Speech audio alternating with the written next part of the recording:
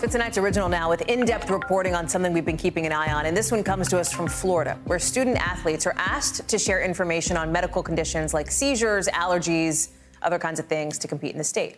But female athletes are also asked to disclose the timing of their menstrual cycles, as well as other info about their periods, leading parents and doctors to raise the alarm when a school district recently brought this information gathering to an online company, especially concerned about what this means in a world where Roe versus Wade no longer exists. Here's the deal.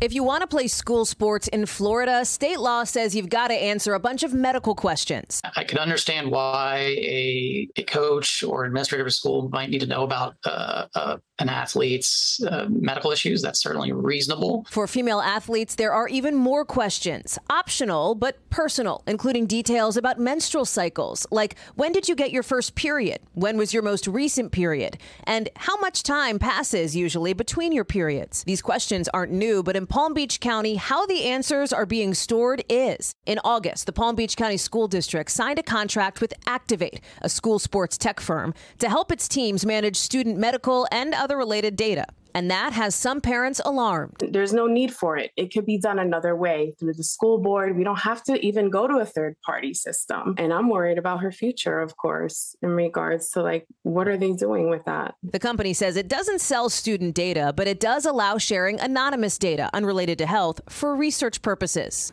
We very much respect parents' privacy rights. But with the subpoena, the company acknowledges it could be obligated to share medical information with law enforcement.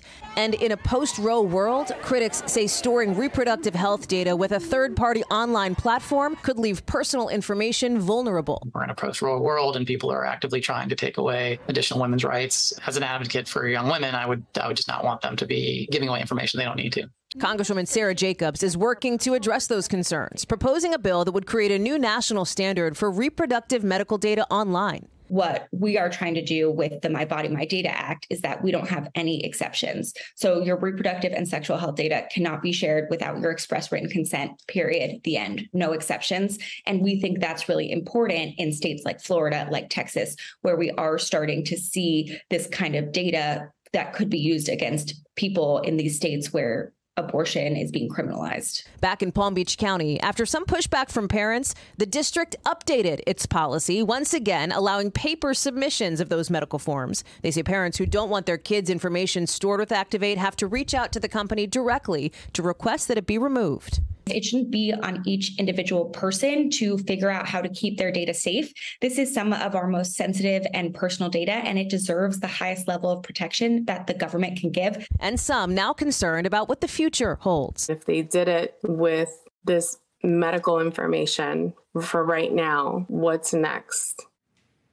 The school district says this isn't their medical questionnaire. They're just following state law, adding that the Florida High School Athletic Association created the questionnaire. They say the district requested to have the menstruation questions removed, but so far the association in the state hasn't changed the form. We asked them about this issue. No response yet.